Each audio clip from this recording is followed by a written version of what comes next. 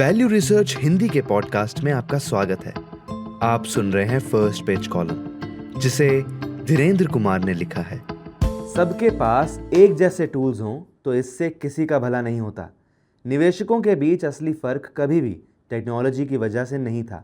हर investor को उन tool, app और वेबसाइट का काफ़ी अनुभव हो चुका है जो एआई से आपको सेवाएं देने का वादा करते हैं। ये सर्विसेज दावा करती हैं कि वे अगली मल्टी बैगर के लिए पूरे मार्केट को लगातार खंगालती रहती हैं, आपके लिए परफेक्ट पोर्टफोलियो बनाती हैं, आपकी खरीद बिक्री का सही समय बताती हैं और पता नहीं क्या क्या। भले ही ये दावे सच हों, और मुझे नहीं लगता कि हैं, कोई भी और इन्हें इस्तेमाल कर सकता है, तो ज़रा सोचिए कि ये आपको कितना फ़ायदा दे सकते हैं।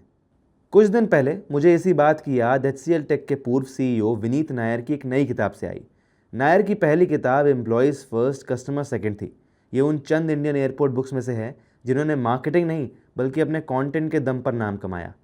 अब उन्होंने एक और किताब ह्यूमंस फर्स्ट मशीन सेकंड लिखी है। ये किताब उन बिजनेस के लिए है जो इस मुश्किल हालात, यानी आप जानते ही हैं किस बारे में बात हो रही है, इससे निपटने की कोशिश कर रहे हैं। दिलचस्प बात यह है कि किताब भले ही बिजनेस के लिए लिखी गई हो, लेकिन इसकी मुख्य दलील जिंदगी के कई और क्षेत्रों पर भी लागू होती है। नायर एआई को एक इक्विलाइजर यानी संतुलन बनाने वाला मानते हैं। ये ताकतवर तो है, लेकिन सबके लिए उपलब्ध भी है। अगर ये सबके लिए उपलब्ध है तो ये कोई डिफ्रेंशिएटर नहीं हो सकता। यह आपको दूसरों से अलग नहीं कर सकता। बेशक नायर बिजनेस के आपस के मुकाबले की बात कर रहे हैं, लेकिन यही तर्क इन्वेस्टर्स पर, खासकर छोटे इन्वेस्टर्स पर भी लागू होता है। जब आप, आपके बगल वाला शख्स और कुछ करोड़ और लोग सब एक ही मशीन का इस्तेमाल करके एक ही मार्केट से बेहतर नतीजे पाने की कोशिश कर रहे हों, तो वह मशीन किसी के लिए भी फ़ायदेमंद नहीं रह जाती। अगर वह किसी सस्ते स्टॉक को खोज सकती है तो वह मौका उसी वक्त सबको दिख जाएगा, यानी वह असल में किसी के लिए भी मौका नहीं रहेगा। अब आते हैं इस पूरी थ्योरी के सबसे दिलचस्प हिस्से पर। अगर टूल सबके एक जैसे हैं या जल्द ही हो जाएंगे, तो एक इन्वेस्टर को दूसरे से अलग क्या बनाता है? इसका जवाब एआई में नहीं बल्कि निवेशक के अपने स्वभाव में छिपा है। क्या आप एक समझदार प्लान बना सकते हैं और फिर उस पर टिके रह सकते हैं जब मार्केट 30% गिर जाए, या आप घबरा कर भाग खड़े होंगे? कोई मशीन आपको ये खूबी नहीं दे सकती, क्योंकि ये नॉलेज, डेटा या एनालिसिस जैसी किसी चीज़ की बात ही नहीं है।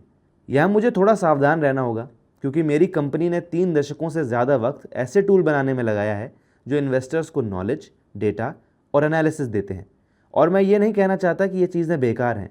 अगर सही तरीके से इस्तेमाल किए जाएँ तो ये टूल लोगों को अनजानपन और महंगी गलतियों से बचाते हैं। मेरी चिंता बस इतनी है कि ये टूल आपको नॉलेज की कमी से बचा सकते हैं, लेकिन उस इन्वेस्टर बनने से नहीं बचा सकते जिसके पास अच्छा प्लान तो है, लेकिन जो असल में डर, लालच और घबराहट से चलता है। फिर भी एआई टूल की ये नई पीढ़ी हम इन्वेस्टर्स को पुराने नॉन एआई डिजिटल टूल के मुकाबले कहीं ज़्यादा सावधानी की मांग करती है। एआई टूल कम से कम अभी तक आपकी हाँ में हाँ मिलाने वाले होते हैं। मुझे यकीन है आपने भी ये नोटिस किया होगा। ये ऐसा तब तक करते रहते हैं जब तक आप इन्हें ध्यान से इस खुशामद से दूर ना रखें।